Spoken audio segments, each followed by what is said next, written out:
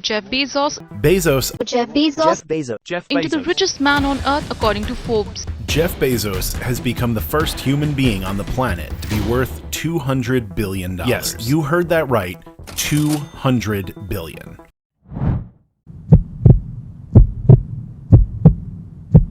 In the year 1994, Jeff Bezos left his cushy investment banking job to work on his internet was blowing up at the time. So he got the idea of doing something internet related, of creating an online store to sell books. What should he call this online store? He thinks of the name Cadabra, from abracadabra. This name was so weird that when he started using this name, his lawyers questioned the name. When they called up customers, the customers often didn't recognize or understand the name of the company. They tell him that the name has to be changed. So Jeff Bezos started thinking about other names. He registered several domain names. Because it was supposed to be an online bookstore, he thought of Bookmall. In fact, this is a domain name that still redirects to Amazon.com when you type in this website on your browser. He finally settled on the name Amazon because Amazon is the largest rainforest in the world. And the Amazon River is the largest river in the world, so he wanted the Amazon company to be the largest bookstore in the world. A 16-year-old high school student shows up to a small McDonald's located in Albuquerque, New Mexico for his first shift as a line cook. After beginning his shift, he will be given the job of cleaning the restaurant corner to corner. Considering he was branded as the new guy, his manager, co-workers, and customers didn't think much of him at the time, but only because they had no idea as to who this kid would eventually become. The name of that 16-year-old McDonald's newbie happened to be Jeffrey Preston Bezos, and exactly 38 years after cleaning that McDonald's corner to corner, he would take on the title as the richest man on planet Earth. However, it's safe to say that such a journey would be no walk in the park, a journey full of risk, reward, ups, downs, successes, failures, and a load of hair loss. This is from McDonald's to multi-billionaire becoming Jeff Bezos.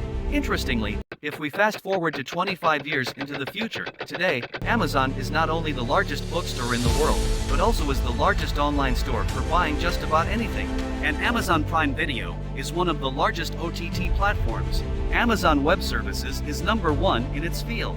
Amazon Alexa, Amazon Kindle, Amazon Drive, Amazon Music, Amazon's Audible, Amazon Pay. Amazon has even started delivering groceries in some countries under the name Amazon Fresh. At one point, Amazon had tried to launch their phone, called Amazon Fire, though that turned out to be a flop idea.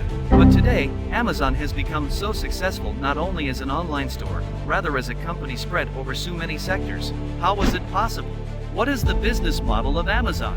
Come, let's understand in today's video. Jeff Bezos has become the first human being on the planet to be worth $200 billion. I was a good student. I always worked really hard. I was nerdy. It doesn't matter to me whether we're a pure internet play. What matters to me is, do we provide the best customer service? The idea of Amazon was quite simple right from the start, but it was a unique idea for its time, to create an online bookstore. At the time, people had to go to physical bookstores to buy books.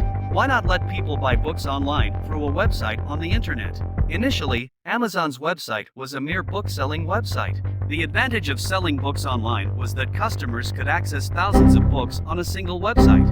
A very basic, practical, and convenient idea. One that people needed.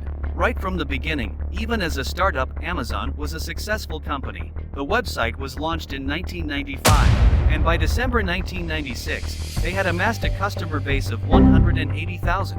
Their website looked like this then. By 1997, their revenue had reached $148 million.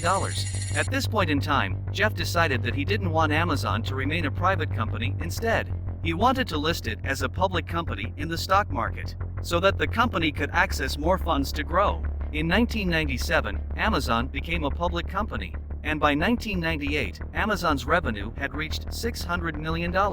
They sold books at lower prices, and millions of books were available in their online store, so the customers had a positive experience. Since the customers were happy, it drew more customers to their website, and because more customers were joining their website, the sellers of the books, especially the third-party commission-based sellers, wanted to join Amazon to sell their books. Because they could see the large number of customers it had. In 1998, Bezos thought of using the same strategy to sell not only books, but to sell computer games and music also.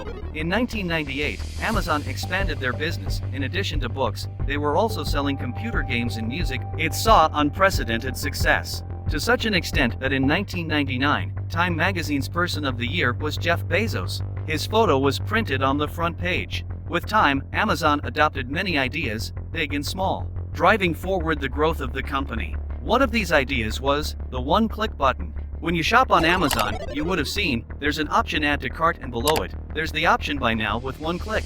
With one button, you can buy the products and get them delivered. Many people use this one-click button and often end up buying things that they truly don't need. This button was a great idea on its own, and it was so successful that in September 1999, beZos got this technology patented. There were two uses of this seemingly simple button. The first, and quite obvious, is that customers can buy things much more easily. Amazon started tracking it. When people used this button, Amazon tracked what they bought. And based on that, Amazon started sending out suggestions. If this person bought this, they would like this too. With this, they started putting up ads for the customers according to their buying preferences. With the help of these target ads, it became easier for Amazon to sell products, and their sales grew exponentially.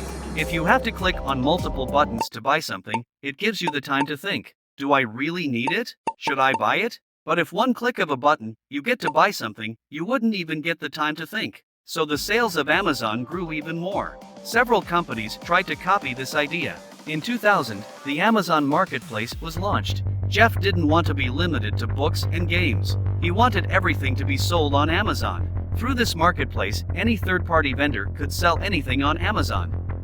The benefit was that Amazon would take a portion of the sales as its cut of anything sold. And this was huge. Because normally, if Amazon had to sell something, suppose Amazon wanted to sell tables and chairs, Amazon would have to have a warehouse for making and storing the tables and chairs. But here, a third party was making the tables and chairs and was selling through Amazon. So Amazon didn't need any storage space. It didn't need to build its warehouse. This became an important source of revenue for the company. Amazon was growing so fast with so many new customers and vendors joining them that they faced a shortage of data storage. Jeff then decided to invest more in technology and to create their own data storage facility, rather than using someone else's storage facilities. Friends, this was the birth of AWS, Amazon Web Services. Again, this was another field that didn't have much competition. Not many companies were doing this. And this business was so successful for Amazon that currently, this is the highest profitable business that Amazon is involved in.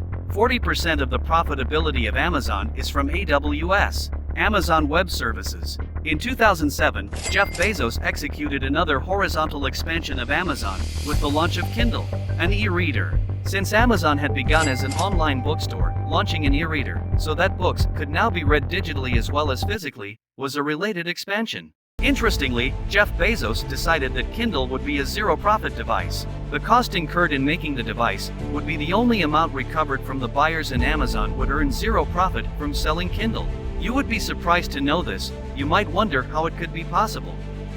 The simple reason for this was the books that could be read on Kindle had to be bought on Amazon's bookstore. Though Amazon wouldn't earn anything from Kindle, Amazon would make money by selling the books.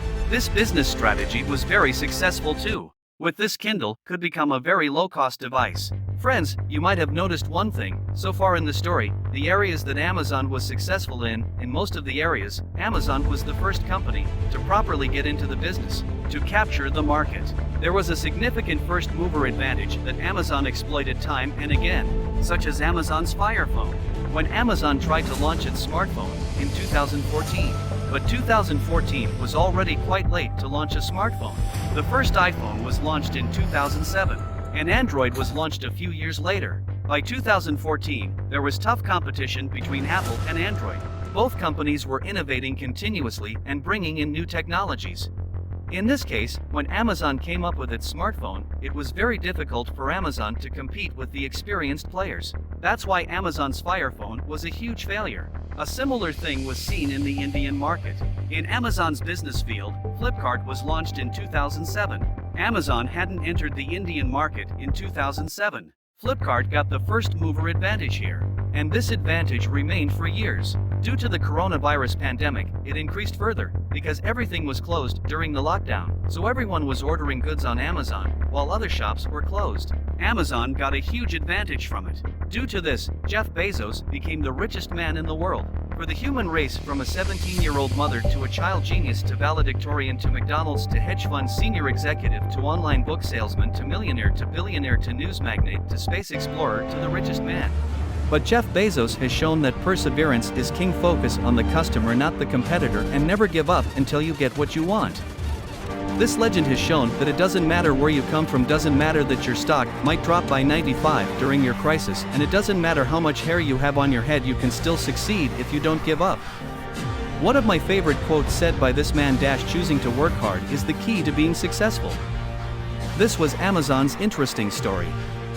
If you liked this video, please subscribe this channel for this legendary man.